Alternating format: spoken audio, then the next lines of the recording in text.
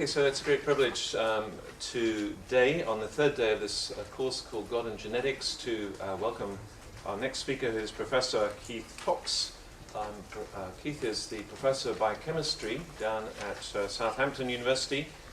He's also very much involved in the whole of the science-religion discussion. He's chair of the movement in this country, the society known as Christians and Science. He's also the chief editor of Nucleic Acids Research, so very much involved in DNA research in his own lab, and indeed, of course, in editing this rather well-known journal. Has a tremendous insight into the recent literature in this whole field. But today he's actually going to speak on something probably slightly different from the average article in Nucleic Acid Research, and that's the whole question of genetics and human identity. So thank you very much, Keith. Thank you, Dennis, for your kind introduction. I feel out of place compared with a number of erudite speakers over the past couple of days. I'm a mere biochemist, and a physical biochemist at that. But what we're going to have to talk about today will touch on areas of philosophy and theology as well, about which I feel very under-equipped. So in what I'm going to say, I hope I will raise some questions for you if I don't give answers. As Dennis has said, I'm chairman of Christians in Science, which is a real privilege. It's an organisation of about 1,000 members who are mainly practicing scientists, but those are at least interested in the whole science-Christian faith dialogue. Needless to say, from what I say this morning, will come from a Christian perspective. I can't help that, that's my environment. Whether you think that's my genetics is another question. But I hope that what I say will raise some general principles that are useful for whatever religious background you come from. So where am I going to be going this morning? A lot of what I say will repeat or reinforce or expand on what other people have said. First, a little bit about some DNA history, and what that tells us then about being human and what's special about the human genome, if anything is, and then to ask questions about whether we are more than just our genes, touching on areas that may be nurture and nature, and questions of freedom and responsibility, and then finishing up with a little bit of, if you like, a Christian perspective, particularly on the area of freedom and responsibility. Our genetic identity, I think, is something that fascinates all of us as individuals. I wonder how many people here have researched into their own family tree. Yeah. It's quite common to do so. I also have done that. Just as an illustration, 6 male members of my family, you will recognise this character here. And just to ask questions about that. But why are we interested in family trees? Partly it's just, I don't know, a sophisticated form of stamp collecting and just finding out information. But partly it's what makes us who we are. Is that genetic? I share genes with all these characters across there. 2 of them have particularly influenced my development, my father and my grandfather. My son has influenced my development the other way, has probably had a greater effect on me as his father, the sort of things that children influence their parents. What other things have I inherited from these others? If you look down this tree, 5 of those 6 characters wear glasses. 3 have receding hair.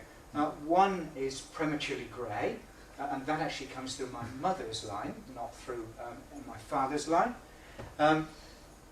All 6 have a vaguely scientific background. Scientists and engineers, builders and carpenters. This one is colourblind. That's not my fault. That comes through my wife's gene. That's excellent. 5 of those speak with a vaguely West Country accent because they were all born in Bristol. This one was born in Cambridge, now was brought up in Southampton, speaks like a proper gentleman, unlike me.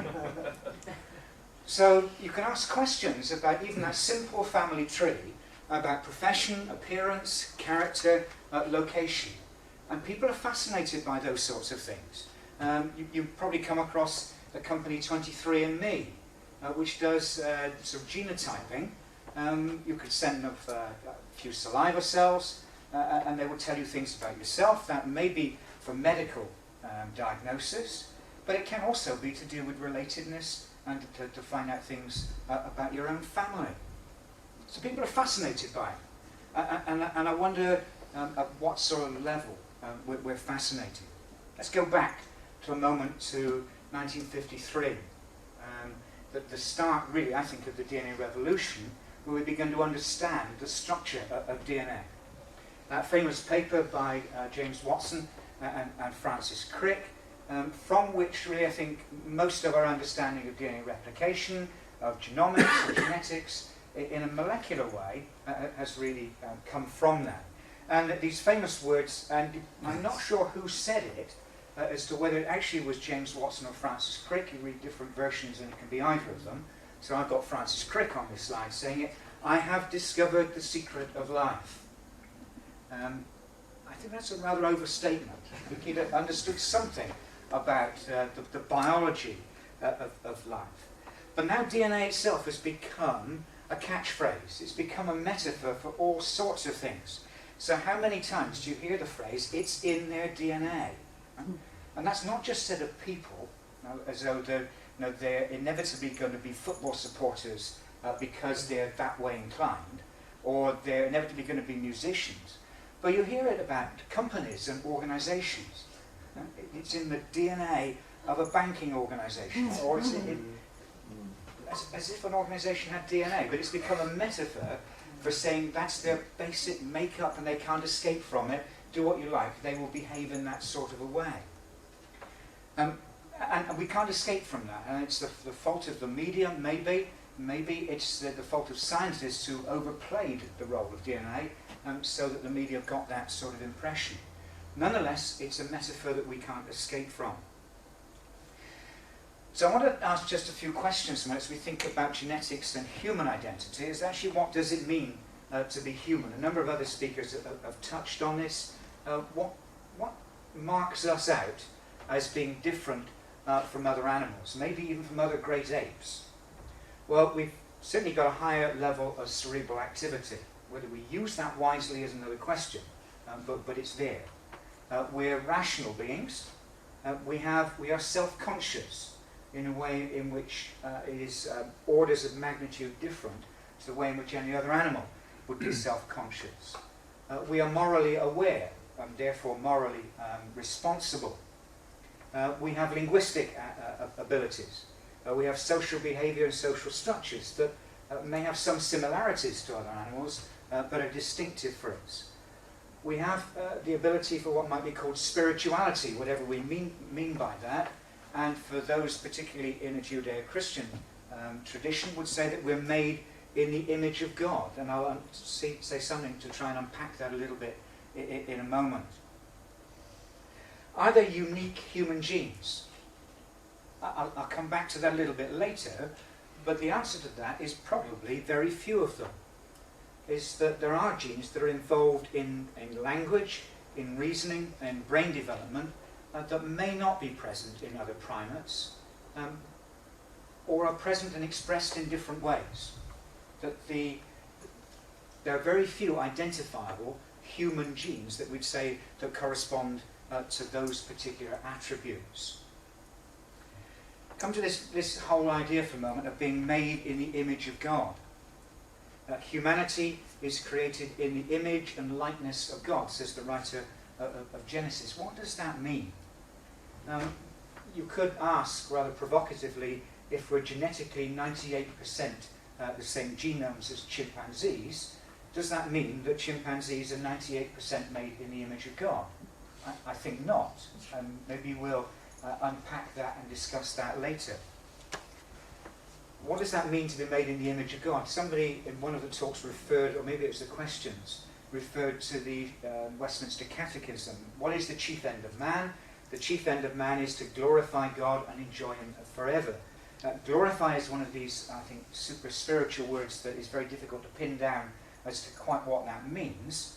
But I think maybe Paul writing to the Corinthians unpacks it for the Christian so that means that so whatever you eat or drink or whatever you do all to the glory of God. It's a doing thing.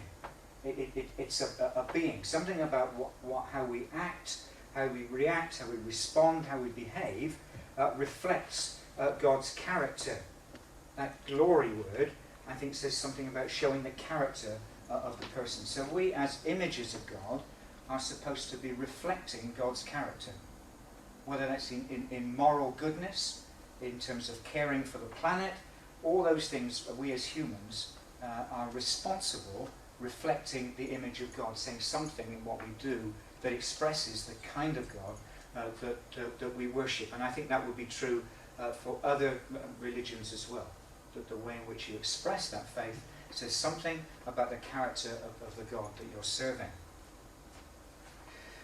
But are we special?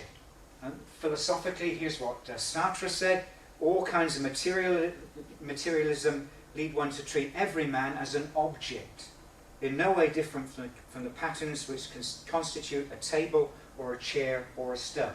We just are. We're an object, nothing special about us at all. You have to make your own meaning in life. There is nothing essentially special about us. We're just, if you like, a bag of chemicals. That's a real philosopher speaking. Somebody who made a philosophical statement but would not be normally regarded as a philosopher. Raquel Welch put it this way: I'm just a piece of meat. Nothing special about us other than just objects, and in her case, objects of desire, maybe. We are biological creatures. We can't get away from that. Our mental capacities are built on our biology.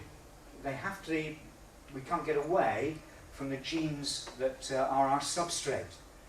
And those have come through a process of biological evolution. We cannot escape from that. That is our basic biology. But despite that, or maybe as well as that, we reflect on our past, we look to our future, we think about where we've come from, and we can make decisions that affect where we're going to, in a way maybe that other species cannot do.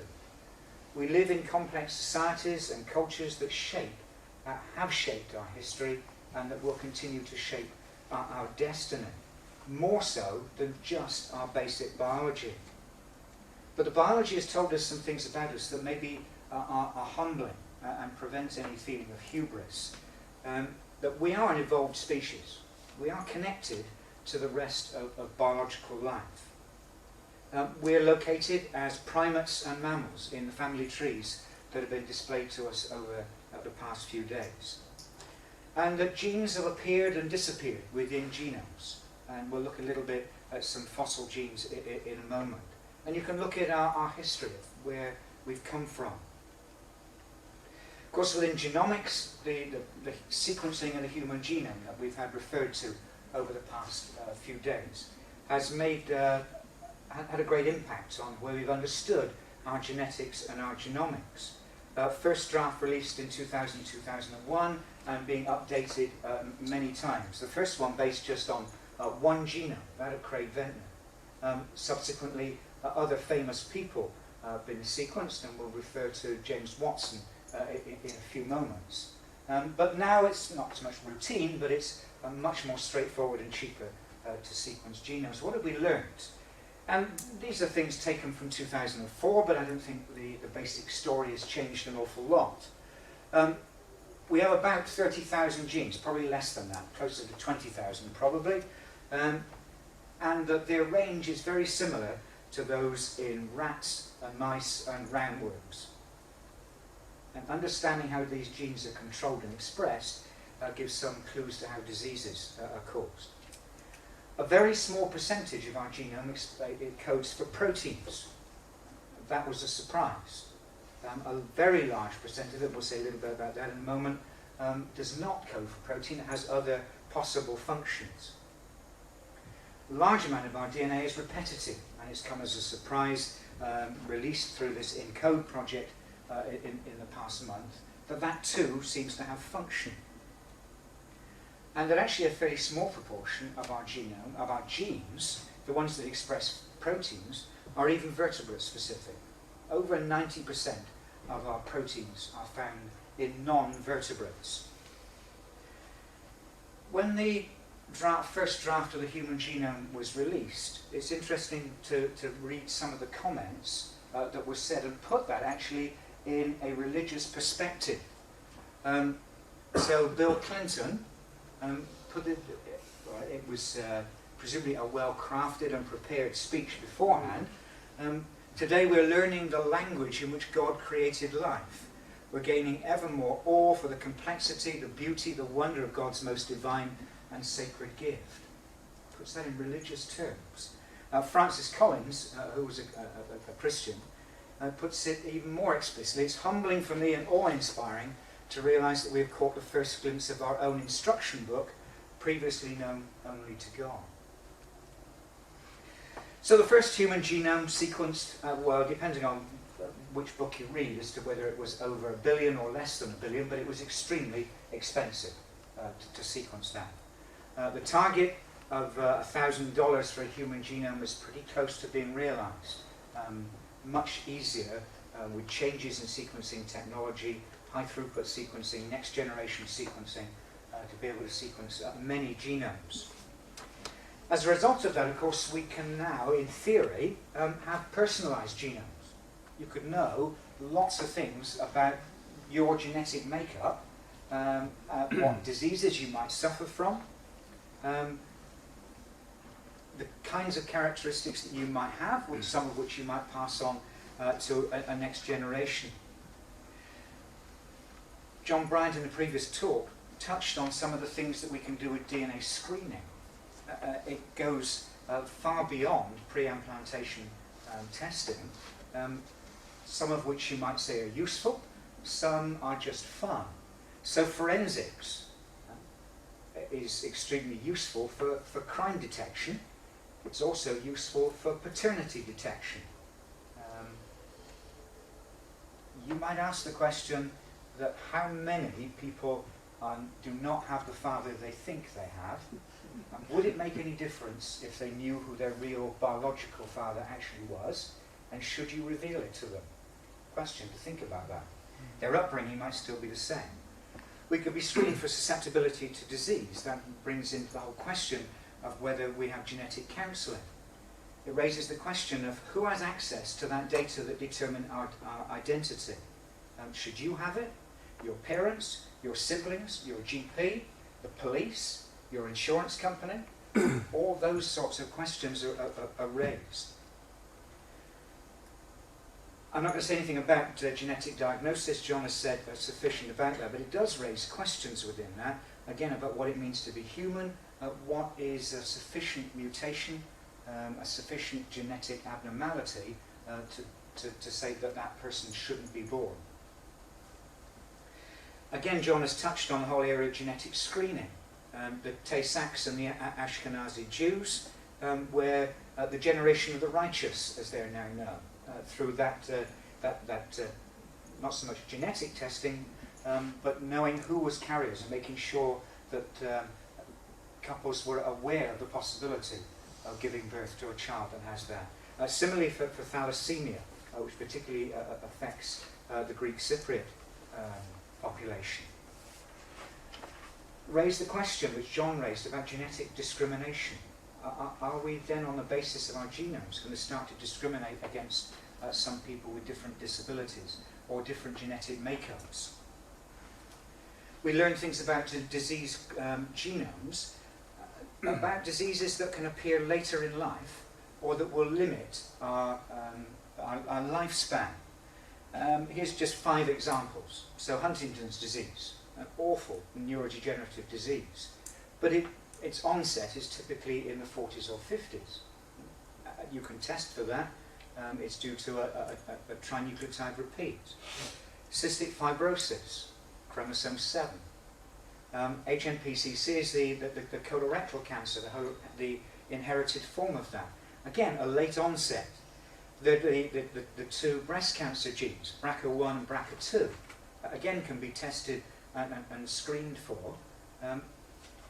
They don't have 100% penetrance, and that they again would be later onset. You're not going to die in your teens, or unlikely to, of those. I think Richard Dawkins said something that is profound. Whether it's right or not is another question. About life and the privilege of life. He talks about how unique each of us are and how privileged we are in that uniqueness.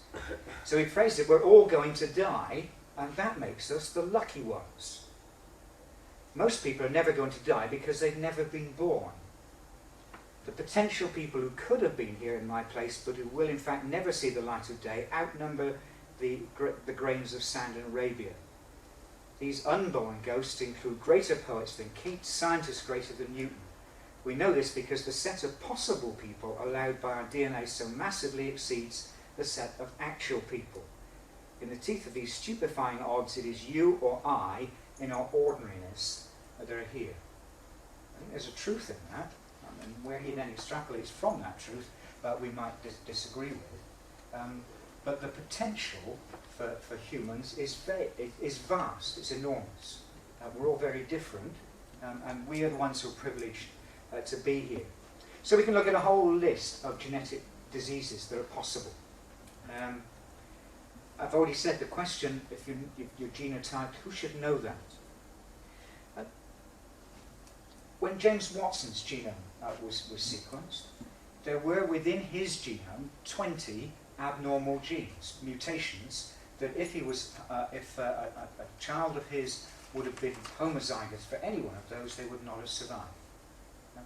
So James Watson, admittedly in his 80s, was counselled over the effects of those genes. And this is what Michael Egholm, who was one of that team, was advising James Watson on this. He said it was so profound how little we were actually able to say to him. To me, it really proved that this is the beginning, not the end. We know all these possible genetic mutations, but what do we do with that information? In most cases, we can't have any form of intervention other than genetic screening to say who maybe you should partner with. And actually, when James Watson's DNA sequence was released, the whole of it was released with the exception of the ApoE4 gene, which is blanked out from that because that is the one that gives greater susceptibility to early onset Alzheimer's disease. Would you want to know? I've been in a conference of geneticists where the person leading it has offered anybody there free testing for the ApoE4 gene. Which allele of that do you possess? And nobody takes it up. Would you want it? There's nothing to do. If you knew you were highly susceptible to it, there is no treatment, no therapy. So maybe better not to know. Come back again. Biologically, we are mammals. We have about 20,000 genes. 98, depending on how you calculate it, between 95 and 98% of that are similar to chimpanzees, 80% similar to those in mice, and 60% are similar to Drosophila and worms. It's about 3 billion base pairs long, 2 copies of that, so 6 billion base pairs per diploid cell. Roughly the same genome size as a frog, and actually a much smaller genome than an amoeba, which can have a genome that's 200 times the size of ours, although I think we would say we're maybe a little bit more special and rational. That doesn't obviously correlate with size of genome. Our DNA reminds us, I think, of our humble origins because the genetic code is universal. We have exactly the same genetic code as every other organism. There's nothing special about that for us. It says something about the evolution of that. It's probably therefore only arisen once, or if it's arisen more than once, only one form of it has survived. We are from dust. The Lord God formed man from the dust of the ground. We are essentially elemental beings. We share that ancestry with the whole of the rest of life. Biologically, we are intelligent apes. Theologically, we are creatures who share vital characteristics with God. our genome reveals quite a bit about our history, as other speakers have alluded to. I want just to say a few things about this, about the ways in which our genomes are packed full of our fossil, molecular fossils of our history. The things I'm going to just touch on are endogenous retroviruses and pseudogenes, and some of these repetitive elements. I want to emphasize, as others have done, this is not to be called junk DNA anymore, which it was called 10, 15 years ago. Called junk because we didn't know what it did, which was a rather foolish way, I think, of proceeding. This is now DNA that, although we still don't know what it does, we're confident that it does something. So pseudogenes. These are genes that have now decayed, so that they're not obviously making something useful. And the example I like to quote on this is the gene for the synthesis of vitamin C. We have a residual gene for that enzyme. It doesn't produce a functional protein. We can't make vitamin C, which is why you need to take your 5 a day. Take care of that when you're having lunch. But and my understanding is that most primates don't have that gene. But the pseudogene is there, and it says what we could have done in the past. Genes for smell, particularly, our genome contains many pseudogenes for olfaction. The sort of lives we lead, we don't need highly delicate, sensitive senses of smell in the ways in which many other organisms do. We see, just looking at our chromosomes, how we're similar to other species. Looking at chromosome 2 and the way comparing that with a similar chromosome in chimpanzees. So let me tell you a little bit about chromosomes for a moment. Chromosomes, we usually draw them as these sort of X-type structures, these cross structures. The ends are called telomeres, and the centre here is called a centromere, and that's the structure for all chromosomes. There it is in cartoon form. Chimpanzees have 2 more chromosomes than us. That's because everything's doubled up. That's one separate chromosome more than we do. And when you look at our chromosome 2, it appears that actually has great similarity to 2 of those chimpanzee chromosomes that are fused together. You can see that at the level of the sequencing. So whereas a normal chromosome has a telomere at either end and a centromere in the middle, you sequence our chromosome 2, which is one of the longest of our chromosomes. Again, you find telomeres at either end and a centromere. It's not in the middle, but you find fossils of another telomere-like sequence around the centre of it, and another centromere-like sequence. They're not functioning as those anymore, but it looks as though our chromosome 2 has arisen from fusion of 2 other chromosomes, and a lot of other changes in that gene structure as well. So we can compare sequences that tell us, if you like, our common ancestry, that remind us of where we've come from. Some sequences are inserted within our genomes many hundreds or thousands of times. Let me skip past that. And there are millions of these events. Endogenous retroviruses. So a retrovirus is something like HIV. Something that inserts into the genome and gets replicated as part of the genome. Now, if that inserts into a germ cell, then of course that gets passed on to the next generation. Now, some of these retroviruses are harmless. They just insert and they stay there. And they get copied and they may get expressed and put back in again. And our genomes are full of these endogenous retroviruses. They're not causing any infection for us, they're just pieces of DNA that are there. In some instances, there's good evidence that we've subsequently made use of those endogenous retroviruses. They're not just bits of parasites, but we've like evolved to be able to use those. And there's about 400,000 of these within the genome, based on sort of 200 families. 8% of our genome is based on endogenous retroviruses. There's also other highly repetitive elements, lines and signs. Line is long, signs are short. Signs, the most repetitive of those, are ALU elements, of which is estimated to be over 1 million copies of that in the genome. So if you add together these sort of 8% of ERVs, 17% of our genome lines, 11% signs, you can see that 50% of our genome probably originates one way or other from viruses. It's rather humbling that you and I, in our genomic makeup, are actually 50% parasites.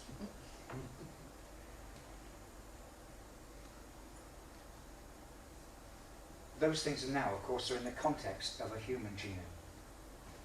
What makes us different from chimpanzees and other primates? I've hinted already that there are very few genes that you would say are different between them. What matters is actually the controlling genes, the master genes, the things that switch on and off, and for how long they're switched on and off.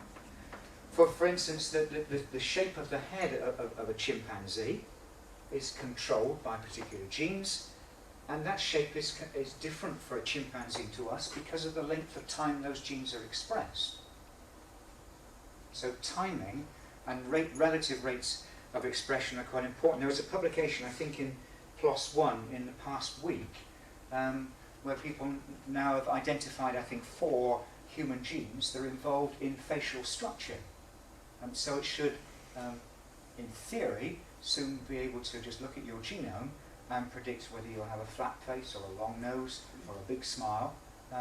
Your features are encoded within your genome. But there are very few genes that we can say are exclusively ours. Human DNA, human gene, may be a misnomer. Those are genes expressed within the context of a human. John hinted at it in his talk, is that DNA is just a chemical. It's only useful in the context that it's put in. A bit of DNA on the bench does nothing. DNA only does something in the context of a living cell. Human DNA, chemically, is exactly the same as chimpanzee DNA. The context is what makes it important. I like the analogy with the orchestra. That if you could look at an orchestra and you could not tell, well, you might be able to tell, but unlikely if I couldn't tell what piece of music they were playing. Whether it was a Bach or a Beethoven or a Stockhausen, very different types of music. The instruments are the same, but the music they play is different. Are we determined, though, by our genes? The language that molecular biologists use can sometimes sound deterministic, because that's the kind of methodology we apply in a molecular biology laboratory. But that's very different from the philosophical kind of determinism. And here's a quote from Walter Gilbert, who was another one of those who won the Nobel Prize for discovering how to sequence DNA. He had a chemical sequencing method. He says, genetic information does not dictate everything about us. We are not slaves of that information. We must see beyond the first reaction that we are the consequences of our genes, that we're guilty of a crime because of our genes made us do it, or that we're noble because our genes made us so. This shallow genetic determinism is unwise and untrue. We're more than just the sum of our genes. It's interesting, there have been over the past few years studies comparing our genome with the Neanderthal genome. A fantastic piece of science done recovering bits of DNA from ancient Neanderthal bones and constructing the sequence of the Neanderthal genome. Svante Paabo has been involved in that. And then looking to say, is there any evidence that we have ever interbred with the Neanderthals? Now, it's controversial, but at least a couple of studies suggest, yes, we have. And if you look at the genomes of Asians and Europeans, between 1 and 4% of our DNA is Neanderthal DNA. Strangely, if you look at African genomes, a much smaller percentage is seen to be Neanderthal. Now, that is controversial. There was a paper published from Cambridge earlier this month that said actually the when they looked at it again, it had nothing at all to do with interbreeding. It was simply saying that Neanderthals and us had a common ancestor. So you can interpret the data in different ways. But let's just for a moment assume that we contain within our genomes bits of Neanderthal DNA. What does that say about us? I think for some people that it elucidates a kind of yuck feeling. Even more so than saying we have a common ancestor with chimpanzees and ultimately with the rest of living organisms. Is that we really did breed with brutes. And Svante Pääbo's comment on this was Neanderthals are not totally extinct. They live on in some of us. It does relate to some of the things that were particularly relevant in the 19th century, to questions as to whether there were differences between different races that were fundamentally said that some were more human or wiser than others, some of which have a religious foundation to them. So there are ideas of a pre-Adamite theory, claiming that Africans, Asians and Americans were pre-humanoid forms, as they put it, created separately from Europeans with no ties to Adam's ancestral linkage, thought to be the exclusive property of whites. Awful form of racism. But it's interesting to see the reaction of some social conservatives to that discovery that we possess within our genomes bits of Neanderthal genome. If you look at the blog sites of some of the white supremacist organizations in the US,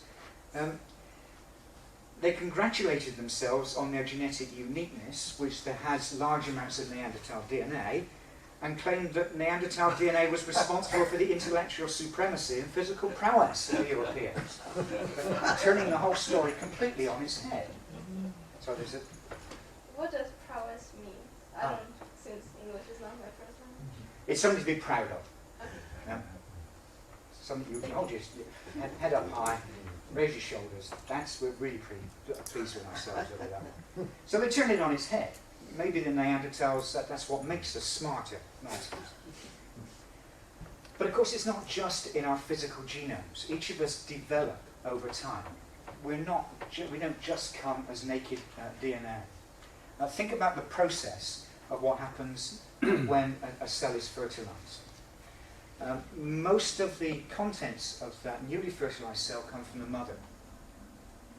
And that cell itself is already expressing about 3,000 proteins, several thousand messenger RNAs, and thousands of small microRNAs that have controlling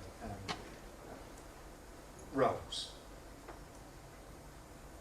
And immediately that's in a context. It's in the context of the mother. As that cell divides, the nutritional status of the mother, the kind of things that the mother does, will be affecting them in a way that's called epigenetics. Some of those will have immediate effects in terms of starving cells or feeding them. Others have effects in modifying the genome, an area of epigenetics where the DNA itself can become methylated in various places. And that methylation pattern will depend on the environment that particular cell is in. The histones around which the DNA is wrapped also can be modified that affect gene expression, and those modifications are altered by the environment that the cell is in. So as the fetus develops, so the things that happen to the mother, whether she smokes, whether she takes alcohol, presumably whether she's had a curry the night before, will affect the development of the fetus. We're greatly affected by our environment, just in the same way as we're affected by our genes. The maternal context is important.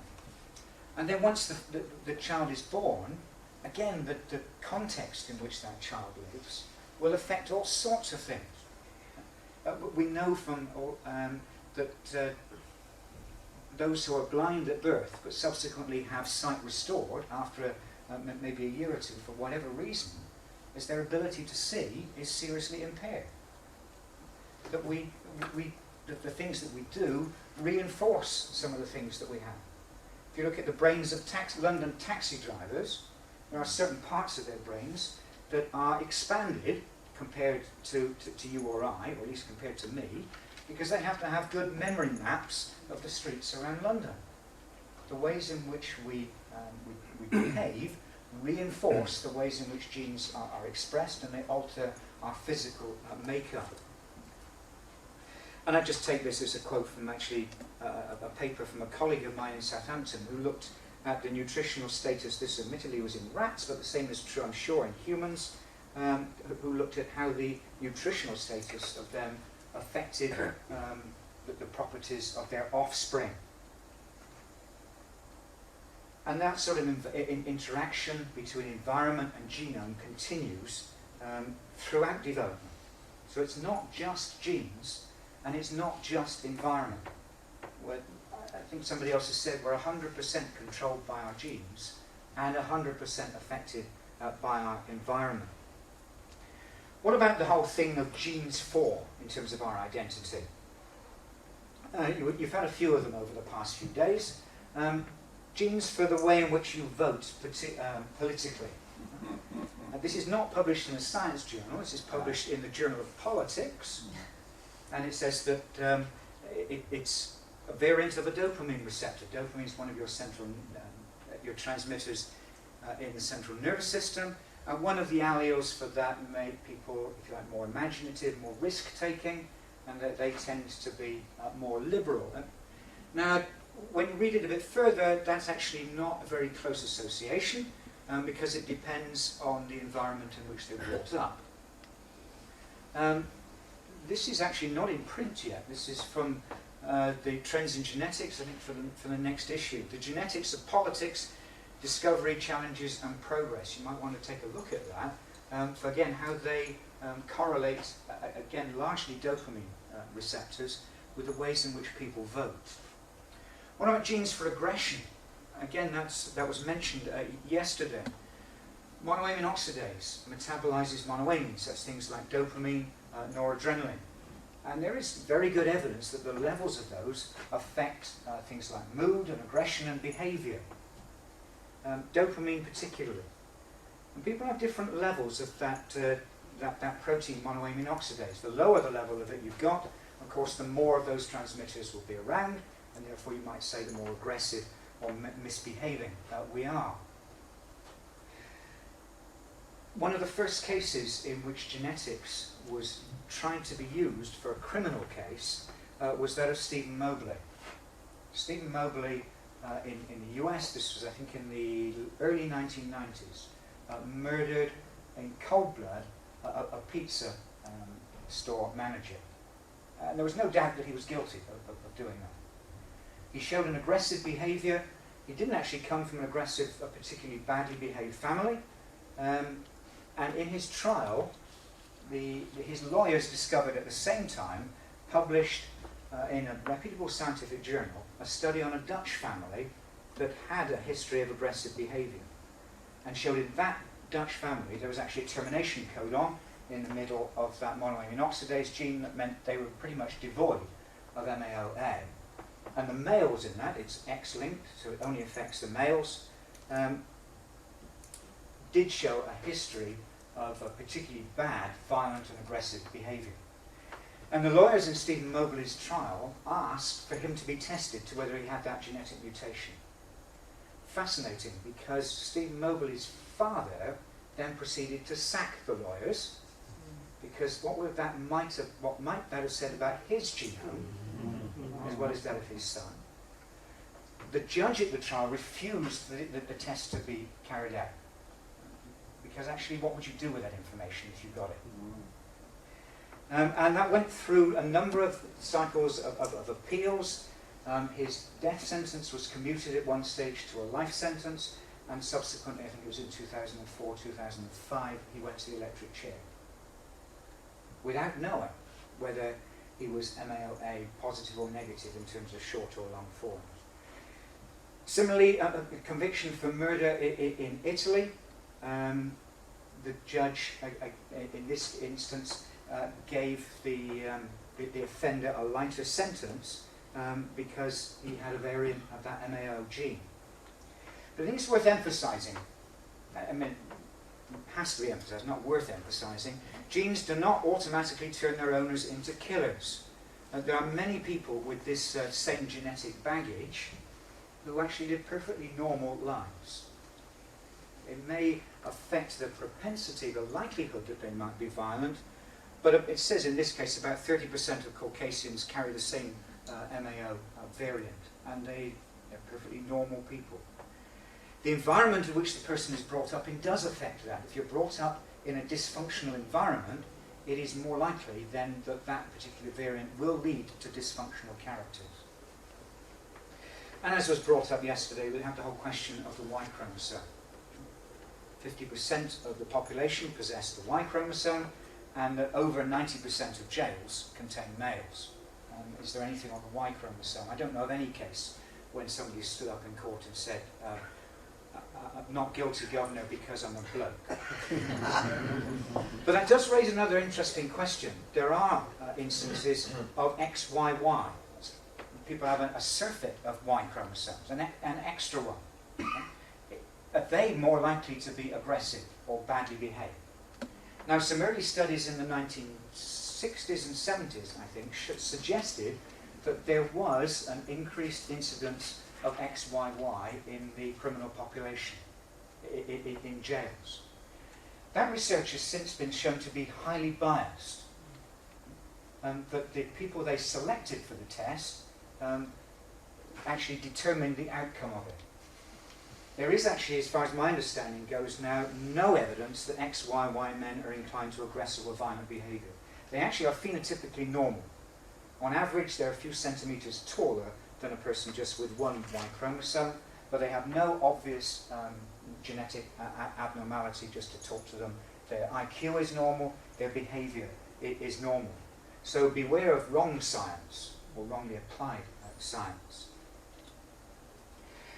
Even if a gene could be shown to cause a particular kind of antisocial behaviour, what would you do with the information? Now, you could say, well, we use that, we'll give a lighter sentence because it's not their fault. A study was done where judges were given a theoretical example of something rather like the Mobley case. And they were told that the person being tried was a psychopath. And actually telling that somebody, the judge, that they are a psychopath immediately increases the sentence by five years, so the study shows. Just that label. 50% of the judges were told that there was a biological basis for that behaviour. And whether you might think it's statistical or not, they claimed it's statistically significant that that biological excuse, if you like, reduced the sentence that the judges would have given by 1 year. So it went from 15 years to 14. You could look at it the other way around, though. Those who possess that gene are inherently bad, and we should protect society from them, so we should lock them away forever, because there's no chance of correction and reform in their lives. What would you do with the information? So I think we're liable to the fallacy of genetic reductionism, of imagining that genes are us. If you like, we've almost deified DNA, and so there's something so really special about it, it's impossible to overcome that. We're more, I think, than the sum of our genes, and we should not subscribe to any genetic fatalism in describing our identity.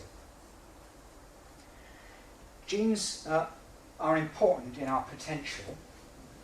They may limit our potential, but they cannot determine it. You could imagine a scenario where we know the genes for musical ability, and a child is created that has all those genes to be a next, I don't know, Beethoven or Rachmaninoff or whatever it might be, and chooses to be a couch potato. The same way as athletic genes. You may have all the right genes for running fast or running long, but if you sit on the couch, you will never be an athlete. So genes may limit our potential, they may increase our potential, but they cannot define it.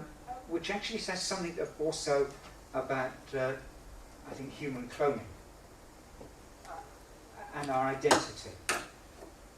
That clones have identical DNA, at least to a very good first approximation. And yet they are different people.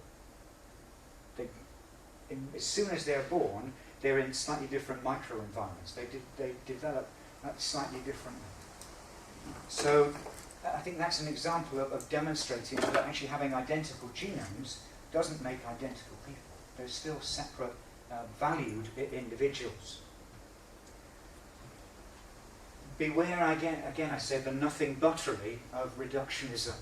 This is a rather famous quote from Richard Dawkins, which I suspect he probably regrets having ever said, because people like us use it frequently. We are machines built by DNA. purpose is to make more copies of the same. That is exactly what we're here for. I don't know whether biology actually says very much about purpose and teleology in evolutionary biology. We are machines for propagating DNA. The propagation of DNA is a self-sustaining process. It's every living object's sole reason for living. Sole reason? Doesn't even require any further comment, does it? But others have said it as well. So Francis Crick, you, your joys, your sorrows, your memories, your ambitions, your sense of personal identity and free will are in fact no more than the behaviour of a vast assembly of nerve cells and their associated molecules. You are nothing but a pack of neurons. Take that to heart. Or James Watson. We used to think that our fate was in our stars. Now we know in large measure that our fate is in our genes.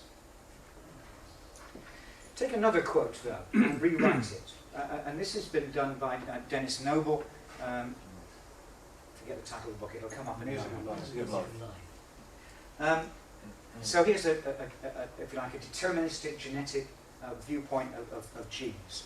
Now they swarm in huge colonies, safe inside gigantic lumbering robots, sealed off from the outside world, communicating with it by tortuous routes, manipulating it by remote control. They're in you and me, they created us body and mind, and their preservation is the ultimate rationale for our existence. That's from The Selfish Gene. That's a gene-centered view of our existence. We're there because of our genes and for their propagation. Dennis Noble in The Music of Life rewrote that with exactly the same scientific basis behind it, but a totally different outcome. So he says now they are trapped in huge colonies, locked inside highly intelligent beings, moulded by the outside world, communicating with it by complex processes, through which blindly, as if by magic, function emerges. They are in you and in me. We are the system that allows their code to be read. And their preservation is totally dependent on the joy we experience in reproducing ourselves. We are the ultimate rationale for their existence. Takes the whole thing and turns it upside down. We exist for genes, or genes exist for us. The whole question of the interrelationship between genes and environment can get very politically, very politicized. I came across this quite, I think, fascinating article published in the International Socialist Review. It's online, it's freely available. Is biology destiny? And there are some fascinating things that they bring out in that. The consequences of saying that we are totally determined by our genes. And they point out that genetic determinism, those who propound that, tend to lean towards more conservative political ideologies, on the basis that if human nature is fixed in our genes, then we can't change it by changing society. Those who think that our condition is influenced by our environment are more likely to be liberal, socialist-minded, because they think that changing the environment will have an effect. If you think that it's all in the genes, then why bother changing the environment? People are going to behave the same way anyway.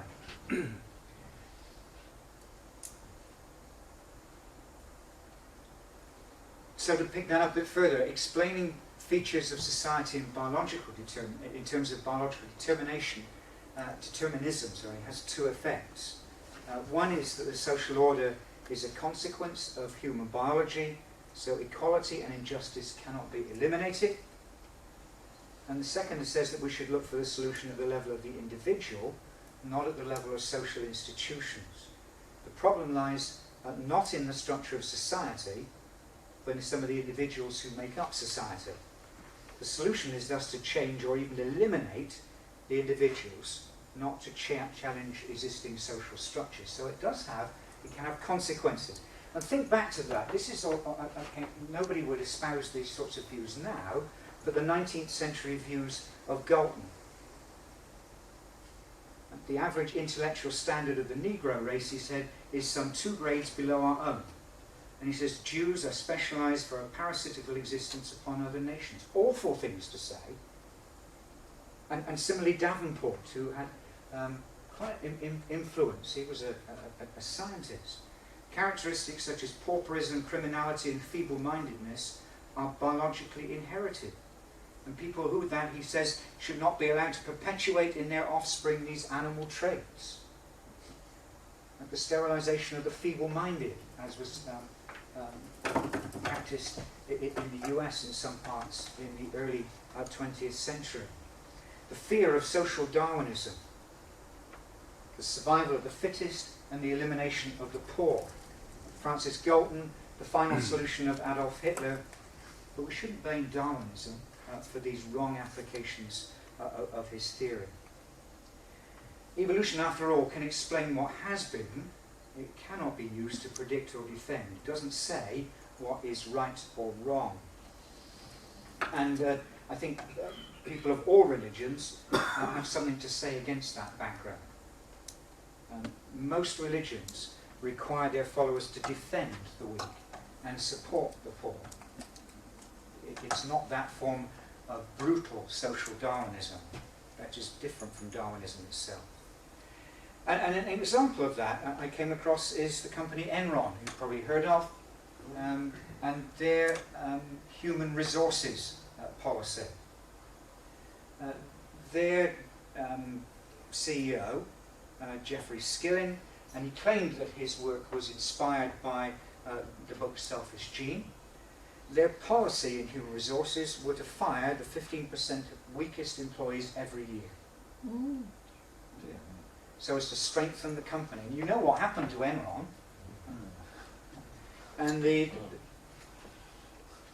quote that I came on this is had a policy to sack 15%. They were left with a core who were devoid of morality.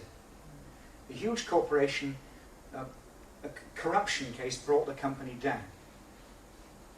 The decision to go for what they thought was Darwinism, they thought, it's not actually Darwinism, brought the opposite result than the survival of the fittest.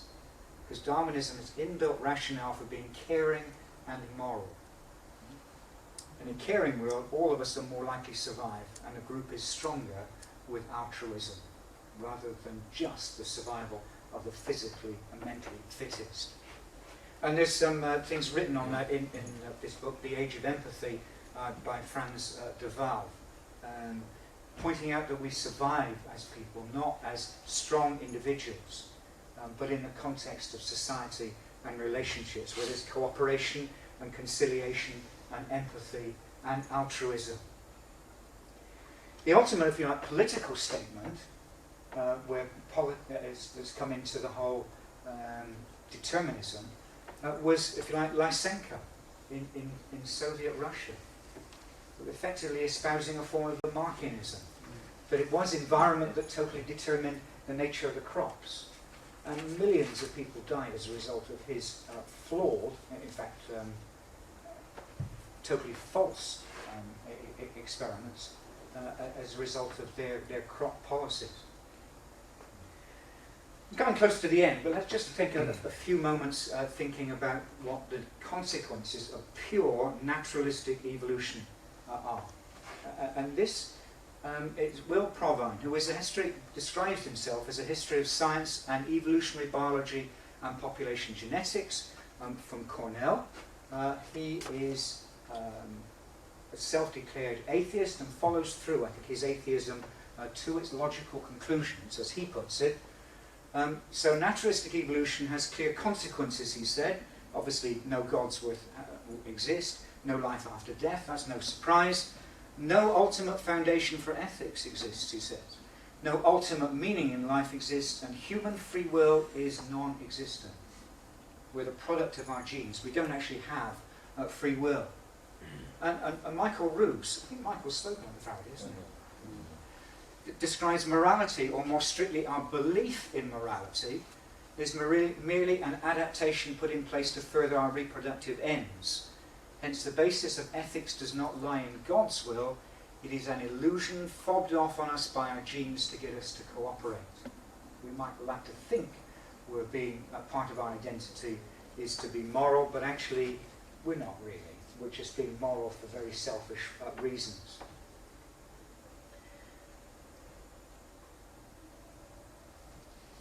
Let me skip through some of these. We are, of course, the only organism that can properly control our destiny. We can escape from the consequences of our genes.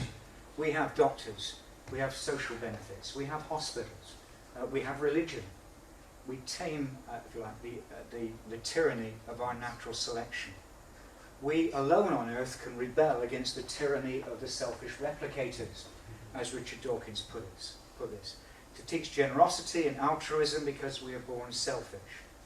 Let us understand what our own selfish genes are up to, because we may then at least have the chance to upstep their designs, something that no other species has aspired to.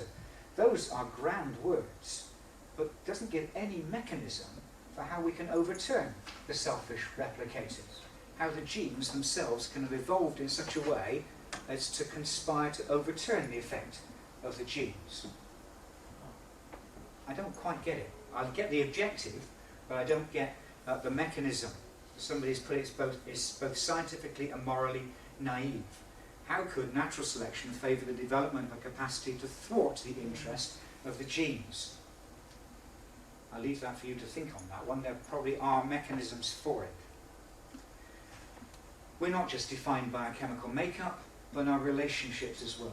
Our environment is the people that we mix with.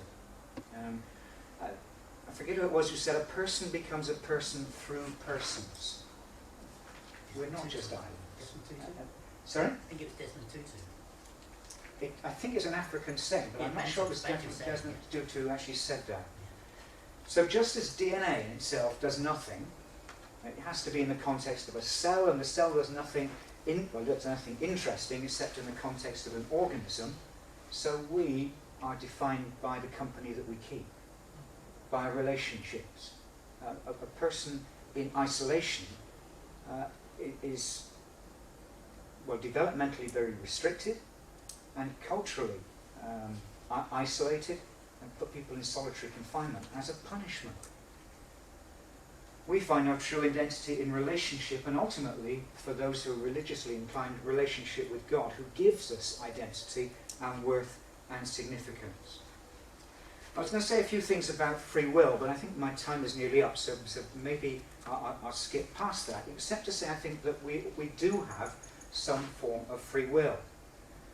I like this quote from Mark Twain, I think overcomes some form of determinism. You'll be aware of the story of George Washington, who told his father, "I cannot tell a lie, I did misbehave." Mark Twain says, actually he's freer than Washington. "I'm different to Washington. I have a higher standard, grander standard of principle. Washington could not lie. I can lie, but I won't." We have all sorts of capacities, but we can choose the way that we do things. In a sense, it's like, to take a religious analogy, it's what in the 19th century particularly was the debate between Calvinism and Arminianism. Are we predestined, or are we totally free? Can we choose God, or does God choose us? Some would say a rather sterile debate about predestination or not. And the two evangelists, Wesley and Whitefield, took opposite views. Predestination or free will. And yet neither of those would deny human responsibility. They had to do different bits of intellectual acrobatics in order to work out why we were still responsible. I think it's very similar to the debate over our responsibility and our free will when we look at genes and environment. It's both of those working together to give us free will. Karl Barth, the theologian, said God, in his own freedom, bestows human freedom. Human freedom is the gift of God in the free outpouring of his grace. It's something that God gives to us to be free. And in the process, that doesn't mean that he loses part of his own freedom. Think of infinitives. If there's a fixed amount of power or freedom in the universe, then God giving us freedom means that he has got slightly less. But God is infinite. And take a little bit away from infinity and you're still left with infinity. God has endowed us with some freedom, but in so doing has not restricted his own freedom. They're a divine gift. And just in closing, let me give you a few from a Christian perspective. Just a few verses. So from the prologue of John's Gospel, we are given the right to become children of God, our inheritance, born not of natural descent, nor of human decision or husband's will, but born of God.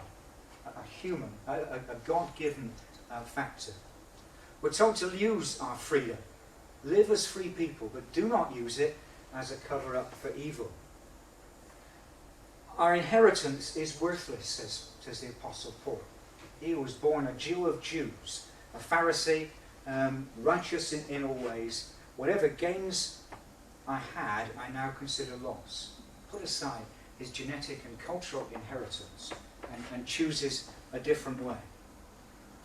We reflect the Lord's glory and are being transformed, changed. Our nature is being affected. And the ultimate for a Christian is that it's a new beginning. It's a new process. The old is gone, the new is here. It's a choice to behave and to act and to think differently, not something that's just out of our genetic background. I've said enough, I've gone over time. Let me just give you one book that I've found very helpful in preparing this. It's about 10 years old now. I don't think it's on the bookstore, and that's my fault for not recommending it in advance. I found Ted Peters' book entitled Playing God, Genetic Determinism and Human Freedom to be extremely helpful in thinking through these issues. And I thank you for your time.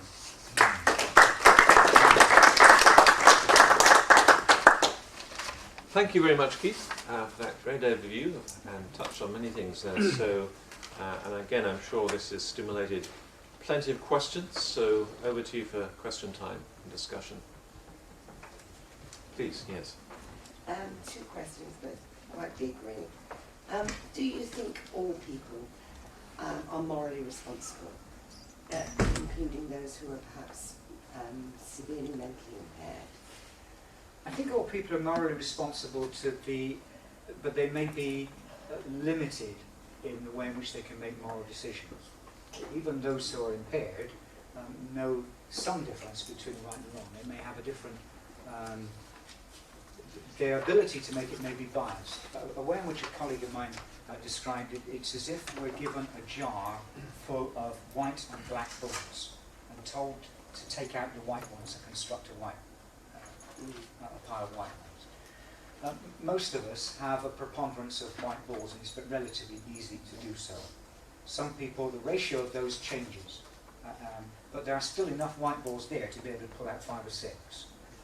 So there is still some responsibility there, but the way in which they can exercise that responsibility may be affected. Does that? Yes, it does. I think it's sort of over question. It sort of leads to the other. Do you think moral knowledge is autonomous?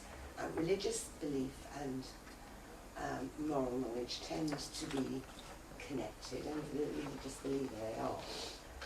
But I suppose in some philosophy, in Kant's notion of a categorical imperative, I think Kant's quite strange on this. There is a suggestion that it could be an autonomous knowledge that is not necessarily linked with religious belief. Yes, I mean that's a big question that philosophers struggle over. Can we be good without God? Right? We need to separate, to get things very clear on this, is that this is not saying that only religious people are God. There are plenty good. Yes. There are plenty of religious people who behave in a very evil way, and there are plenty of atheists who behave in a morally very good way, far superior to many believers. But the question that really comes down, I think, is there absolute moral standards in the absence of a moral code giver? And The philosophers will differ over that one. I think I'm persuaded by those who say in the absence of God there are no absolute moral standards. We make them up ourselves. We might agree on them, but in absolute terms there are no real grounds for morality. So Without God all things are possible. So it's looking for a sort of first cause. Yes. Moral So argument. if you like, our morality socially is something that is evolved. So there is altruistic behaviour, but the behavioural evolutionists would say that's evolved for very good reasons. Which says then, I think, that our moral behaviour then is nothing more than a club rule. In the same way as if you go to some restaurants, you have to wear jacket and tie. For maybe very good social reasons. But it's become a rule in which we govern our society. We found it helpful rather than being absolute. Now, philosophers will disagree on that one. I think the majority view is that without the existence of God, there are no absolute morals.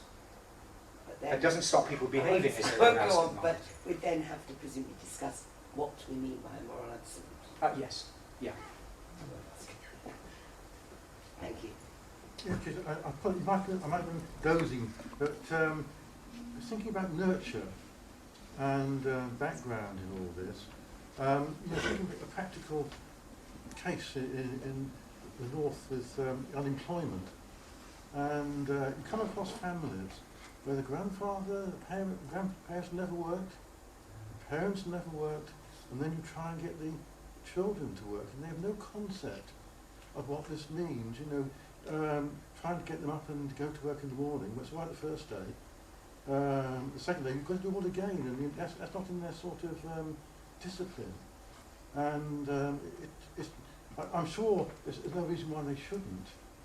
But this is the environment in which they exist, and you've got to try and change that environment. What are your comments on that sort of? I mean, in terms of what that does to our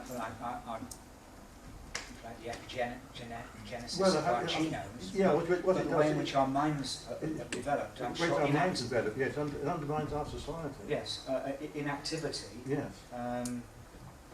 That does have a profound effect.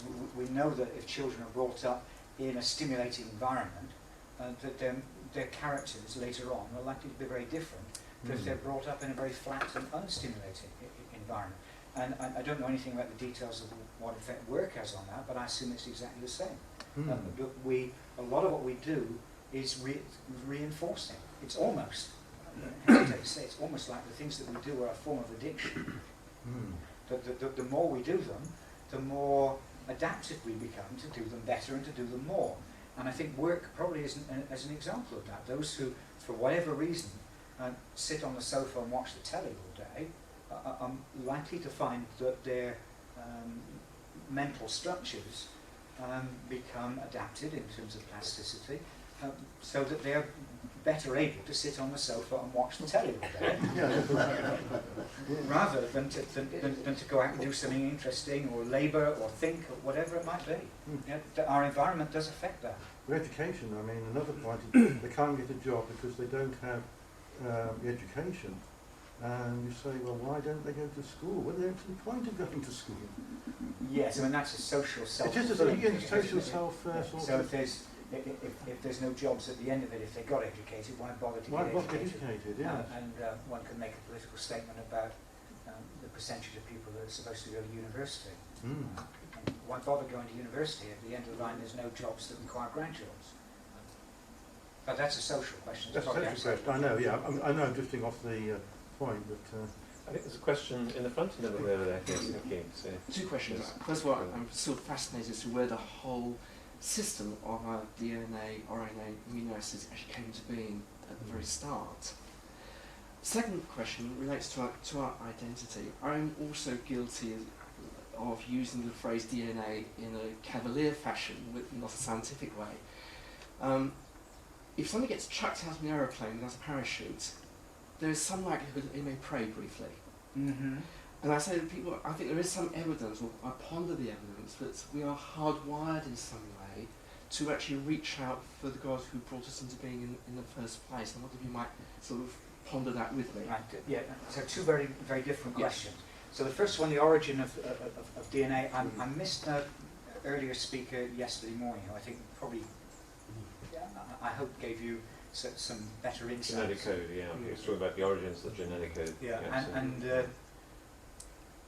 to be honest, I don't know. It's one of those things, there are ideas of where the genetic code came from, but I think most of them are highly speculative. They may be right, we don't know. Of course, that's very different from the whole evolution thing, which says how do things evolve once it's there. The question of how we go from the inorganic to the organic to the living. It's almost like some plank thing, you can't get behind it maybe. Well, I think eventually, maybe we might have better ideas, we might be able to, but at the moment I think we're struggling. Abiogenesis is, there are some good ideas out there, but I don't think we really know. And the second part of your question, whether we're hardwired for belief in God, there have been studies, particularly with children. Who was the dentist? Justin Barrett. Justin, that's right. Children's are much more likely to believe in God than adults. There is something that it seems to say that when we're born, we have that propensity, likelihood to believe in God, but somehow, as we develop, we suppress that.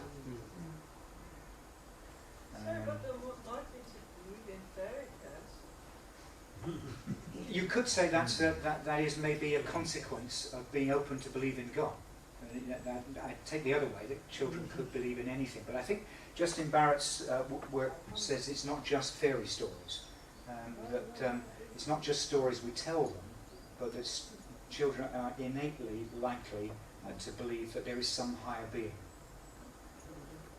So just on that, But- if I could but, add on just one little point there. Of course, the whole discussion, well, one of the discussion points around all that data with the cognitive psychologists is to what degree, is that just a function of Western? I mean, a lot of the research has been done in the States, some here, some in Mexico, and places like that. So now there's a big project in China, actually, particularly looking at families where there's been a long history of atheism or completely different, like Taoism or something in the family. Also to see whether the natural childhood theism, which would have a different meaning actually within Chinese language structure, still applies. So it's quite a big discussion, but it's quite interesting. So, yeah. Okay, lots of hands going up now. Whoa, all over the place. Let's start there, because you had your hand up first, yeah, and then we'll go around the room. Yeah. So. In our culture today, we see ourselves as so futuristic and progressive, and it's easy to look at the past as if it's simpler, or depending on how far back we go, barbaric. We made some comments about the Neanderthals, but I think, I guess my question is, when we get a larger perspective of human history, and not just human beings, but of Neanderthal, of Homo erectus, how can we begin to embrace the evolutionary idea that we're not progressing, but that we're adapting and changing, whereas our society and our culture seems to be all about how we're the best generation, or we're the next best thing, or that the future will be better. How can we begin to embrace the differences of our past and differences of our future, not within progress, but within being? I think it's an arrogance of almost every society that they think they're the best. I think if you ask most people to compare the intelligence of 21st century humans to say, I don't know, first century people, they say, well, they were stupid compared to us. Actually, they weren't. Their IQ level would probably, if we could measure it, would probably been the same as us. They were no more likely to be fooled by stupid things than we are. We're technologically more advanced, but in terms of our creative ability, our ability to reason, that there are no differences at all, just as intelligent. And yet we regard ourselves, by virtue of the technology that we've created, as being superior. And there's, I think, a great difference between being technologically superior and being innately superior. And you could see that as you look around the world. There are places that are underdeveloped countries, which are technologically vastly inferior to the sort of lives that we live, but that has nothing to do with worth. They're as valuable as people, living moral lives that are as good, if not better, than ours. But there is that arrogance that I think, and I don't think it's just 21st century. I think you can look back through the literature of centuries that everybody thinks that today's society is the best. In fact, the converse is also true. Every society thinks that the next generation coming is going to be the worst ever because they're so badly behaved. Yes. Can I add one little point on that, Keith? There is something, I mean, just on this IQ question in the 20th century, whatever IQ is measuring, that's a great discussion in itself, but, you know, let's say, just call it IQ. So there is something called the Flynn effect in IQ, which has, so IQ has been increasing actually in the Western world in the past 50, 60, 70 years. The book, I just mentioned, the book has just come out by Flynn, published by Cambridge University Press last week, which I haven't read yet, but that actually is by Flynn trying to look into the reasons for that. And I think, if I remember the brief sort of blog I saw on it, it's something to do with, or the theory is that the reason is to do with the use of machines and computer games and I kind of sort of those sort of things. But I need to read the book carefully. But I just reflect on the fact, I mean, it's quite interesting from the genetic point of view, of course, that, you know, here's the IQ average. I mean, it doesn't matter where you measure it, you know, it's going up. I mean, it's just steadily going up. Every year on year, it's going up. And so, in the 20th century, 21st century. So that must be, that's obviously not genetic, you know, so there's clearly some pretty strong environmental things going on there, so just make that point as well. And to take your point about the Neanderthals, we actually don't know very much about them. They had some, they did burials, so that they had some, if you like, primitive, maybe religious leanings. Some have suggested that maybe they might even be more sensitive culturally than we are, but they just didn't change. Whereas we have adapted to all sorts of different environments in terms of living in the frozen north, living at the equator, that maybe Neanderthal culture just seems to have stayed flat for tens of thousands of years, whereas our culture changed. John, yes? Yeah, it's linking, and it's your point, John Lockwood's point, and it's really the brain is another beautiful example of the genes providing the framework, you know, the mechanisms where neuronal connections are made, but cannot possibly prescribe the number that are possible. And they're changing all the time as we learn, as we go through different environments, and yet habitual behaviour patterns will establish particular wired pathways.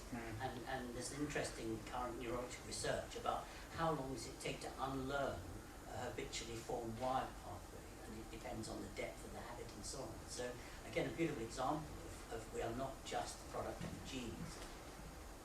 Yeah, thank you. Yeah. Please, question here, yes. No, not a question, an observation. With reference to your telling us about little children having a natural propensity to accept God, relates in my mind to the saying of Jesus, which was, unless ye become as little children, you can never enter the kingdom of God. It's also relevant, I think, that little children are almost, I would say, devoid of arrogance. Yeah, that's an interesting comment. Could I also, on that research, could I just make a quick comment that, you know, some people, and I think it was picked up over here, say, oh, well, little children also believe in, you know, fairy tales, the tooth fairy, all that kind of stuff. Yes, but, you know, they also actually have a lot of maths in their heads. For example, I mean, even quite small babies, you know, have some pretty clever kind of counting ability and so on, much more than people used to think. And, you know, there's a lot of evolutionary developmental psychology work on that. And so they also have a kind of, you know, primitive physics as well. They know quite a bit of physics, and they express surprise at when things happen which shouldn't happen, which, you know, physically shouldn't happen, and so on.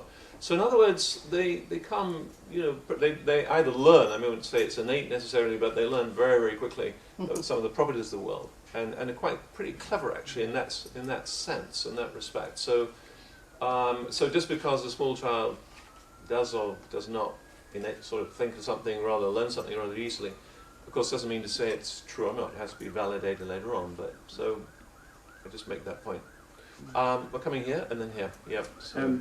When I woke up this morning, who should be on the radio but Richard Dawkins in conversation with the chief rabbi on the BBC radio programme, discussing morality, interestingly. I think he'd be quite surprised to know that he apparently brought Enron down. I don't think he'd be surprised. But what I really want to say is that this discussion about whether religious belief is an evolved capacity, because Richard Dawkins, I haven't read it recently, but what he has said is just a byproduct, an unfortunate byproduct of his view. But I came across a book recently by a chap called Behring, B-E-H-R-I-N-G, I think, who he's called The God Instinct. Now he's an atheist, but he's arguing as an evolutionary psychologist that religious belief does have an evolved adaptive capacity. And he links it to something that I haven't heard anything about at this conference so far, the theory of mind, which I think is quite an important linkage point, possibly, with your thoughts about the image of God. Because it seems to me that you could be made in the image of God, but know nothing about it until you have a capacity to reflect on that, and a sense of otherness, a sense of the otherness of agency, others' agency. Because, I mean, to believe in God, you've got to believe God has agency, haven't you, really? Mm-hmm. Now that is presumably an evolved capacity. What I'd really like to know is, if we think about the Neanderthals, when do we think that might have come about? And I'm not really qualified to answer that. I mean, the sorts of things that people look at are like burial rites. Yeah. Do we treat the deceased as anything more than just a corpse to walk away from? And my understanding is that the Neanderthals did that sort of thing. Grave goods as well as yes, putting yes, exactly. So it's special burial, and whether artifacts would have been put in with that so as to help that soul onto the afterlife, whatever that might be. But I can't. I'm not qualified to give a special, specific answer to that. But I think your point on the theory of mind is well made. I mean, it's very hard to think about a theistic religious system, at least, where you don't have a theory of mind. The theory of mind is the idea that I know that you have a mind and you can tell that somebody else is thinking about something else. So, there are various steps along the way. And I think some people think you need at least five steps, the ability to have 5 steps before you could have a theistic religious structure, simply because I'm thinking about what God is worrying about you, about your behavior towards that person. I mean, you've got to have the ability to do that kind of work in your head in order to really engage in a complex or religious system like a theistic system of belief. So I think that's a... Yeah. But be careful in all those arguments about the evolution of mind, and whether there are structures in our mind that say whether we are likely to believe in God or not. Don't commit the genetic fallacy of therefore saying that whether that says whether there is or there isn't a God. Some people would say that some would take it one way and say yes, okay, that says that we are hardwired for belief in God, there must be a God. Others will say, well, it's convenient structures that are evolved in our brain to make us think, so actually it's just a construct that we make, so there can't be a God. One way or other says nothing, except that you would expect that if there was a God who wanted us to relate to him, there would be a mechanism for doing that. I was just going to say that what does it makes a 1-year-old or 1.5-year-old say it's not fair? It has a sense of justice even before it can walk. Yeah, and it's very universal. That sense of justice is incredibly universal. Yeah. So, Robert, so you should, yes. I just wanted to comment quickly that I think it's a little unfair to associate Richard Dawkins with the activities of Enron and Jeff Skilling. I think, in fact, Dawkins has been quite good about making the is-ought distinction. And as you quoted him, and a bit later on, after the activities of Enron, he was quite articulate in saying that knowing what happened in the past should not dictate what will happen in the future. And indeed, our identity as humans is much enriched by our capacity to exceed that. I think that's very important that Richard Dawkins himself could not be held responsible for that. No. If you like, it's the CEOs of Enron misinterpreting what Dawkins was saying. in the same way as in the 19th century social Darwinism. So Herbert Spencer, misinterpreting what Charles Darwin would say, and would say, well, we needn't look after the weak in society. They're destined to fail, leave them alone, which actually wouldn't have been what Darwin would have wanted at all, who was actually very compassionate and gave to charity.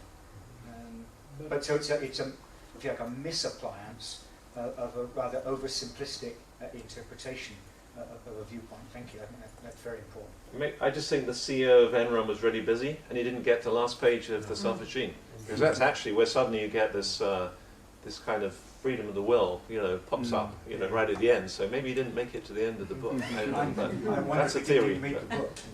Just took the title.